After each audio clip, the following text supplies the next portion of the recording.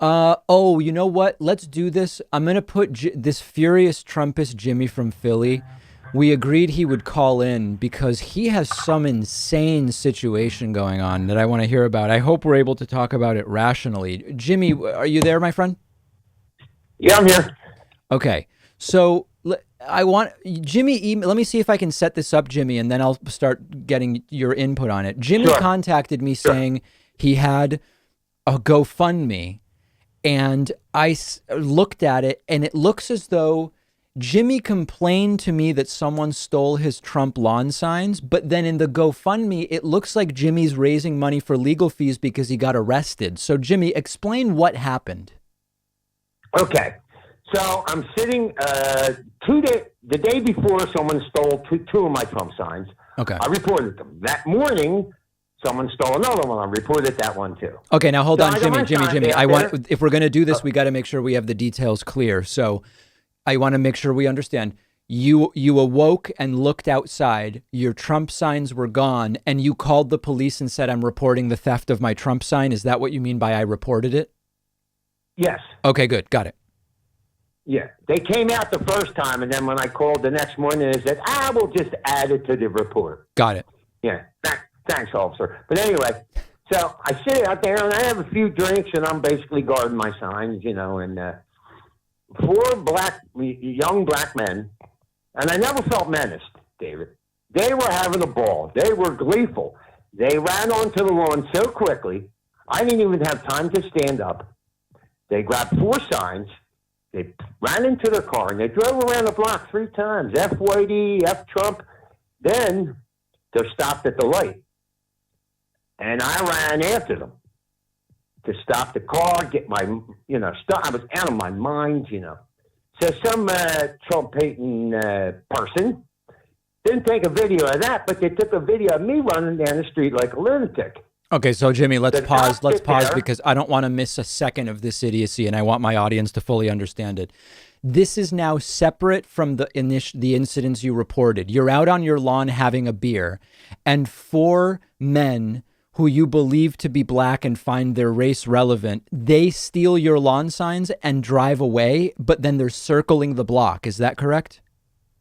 Yes, they're circling the block screaming F Whitey, F Trump. Okay, and I then don't believe them to be black, David. and They th- were black. I got eyes, pretty good vision. I do wear glasses, but And then Jimmy, and But then so anyway, you run after the car, you run out into the street and run yeah, after the car? yeah, yeah, Okay. And yeah. obviously I a did. car is I want faster. my Obviously a car is faster than a person. So does the car no. outrun you? They were stopped at a light, Okay. less than half a block away. Okay. Okay. So I run after the car. They get out of the car. Now they could have beat me up, Okay. but they had never had the intention. They were just 20 somethings out, just trying to mess with people. They were like laughing, and they chased me back to my house. Right. So the cops come. So the cop says to me, "Listen, Jimmy," he says, "I understand about the Trump signs. You're allowed to be drunk on your property, but the moment you step off your property, you're publicly drunk, and I have to arrest you." So I put Okay. my Now, hands Jimmy, on hold my on. I want to commend you. Now that you're speaking more quietly, your audio is coming through so much more nicely. So let's keep the quiet voice. Now, here's the one detail you skipped over. You claim that these four men chased you back to your house, and Yes. then the police show up.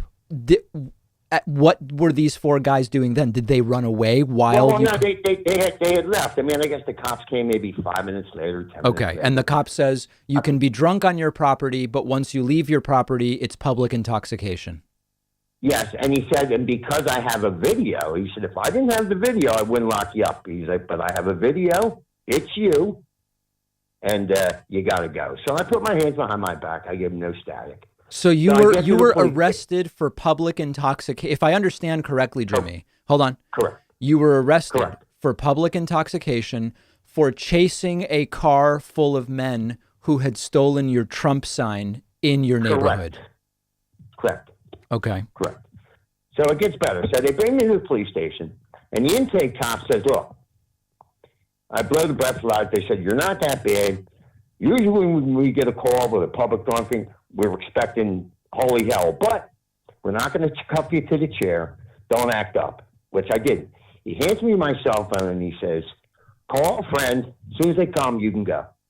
I call 3 people, nobody's answering. He says, look, you can sit there for an hour and call. Just keep calling people. Yeah. So I call my old boss, Reese, and he says, Jimmy, I'll be there in 12 minutes. 1 hour goes by. 2 hours goes by. 3 hours goes by. I scream under the cell door. Protocol is to test me. You can't hold me here all night just because you want to. So they come and test me, and they say, you're just blowing under the legal limit. We're going to give you a ride home. Gee, thanks. So I called my lawyer, and he said, Jimmy, they got you. Basically, it's an unfortunate situation. He said, I could probably bring into the mitigation that signs were stolen before and, that they, were riding around the block taunting you. You weren't thinking correctly. He said, but by law, yeah, you are. He said, Jimmy, I'm going to probably hit you for $1,500. You're probably going to lose. Then you're going to probably have to pay the fine too. Right. And the sarge told me, he said, look, Jimmy, the fine's $200-300. It would go for me, because initially I was trying to raise $1,500. Right, okay, Jimmy, but we're just all. I need to kind of manage this a little bit because we're just all over the place. So as it stands right now, it sounds like you're saying you're not going to hire a lawyer for $1,500 because public intoxication. It's not like you're going to go to prison or jail. You're going to owe a few hundred bucks. Is that right? Right. It's a fine of probably $200-300. And let's face it, David, $1,500 for a lawyer who's telling me I'll probably lose, and this lawyer has never lost a case for me. I mean, he's a bad boy. I mean, I protested in front of lawyers, banks. I've been arrested for protesting many times. I beat the case every time. But anyway, yeah. I'd have to throw 15 into him, probably 2 or 3 more for a fine, and lose a day's work. Right. So the smart thing to do is take it on the chin and pay the fine. Do you think the smarter thing to do would be not to drunkenly chase after people in your neighborhood? Is that smarter? Well, the smart thing to do would be not to go on my lawn and steal my property. Right, but I'm talking about you can only control your actions, right? You can't control those of others. This is true. But hear me out, David. No, but hold on, Jimmy. I want to keep on the core part. So in our conversations, you've revealed that you were previously arrested for domestic violence, which is why you don't see your daughter regularly. And now you've been arrested for public drunkenness. No, that's not true. I don't see my daughter regularly because her mother has poisoned her against me. I've seen my daughter for years after that incident. Took her to every amusement park under the sun. Bought the, you buy the $100 wristband at Six Flags and you go on the ride twice and all that. $500 I would spend every time I took the kid out every Sunday. All right, Jimmy, well, listen. That kid went to the zoo. Yeah. You know that you and I don't agree on politics. I reject your racist, xenophobic, homophobic views, but it sounds like you're in a tough spot, so I'm sorry to hear that. David, I'm far from a racist. Mm-hmm. And let me explain to you how bad this country's gotten. And it's a very short story. No, but Jimmy, I think I told you I would go to you if you called in. We've given you about twice the time most callers get. So let's put a pause on it there. I think the audience gets the story now. And I think we've done enough for one day, Jimmy. Okay. But I just want to tell you that the hard bastard is killing you, David. I don't know what that is. Is that a relative of yours? He's killing you. Pakman fever. David Pakman power enema. Oh, David, man. He's killing you. This is your friend in Philly or what? Some of your leftist compatriots come on to my channel and they are respectful. And oh my God! All right, look, I have to cut it because there's just no ending it.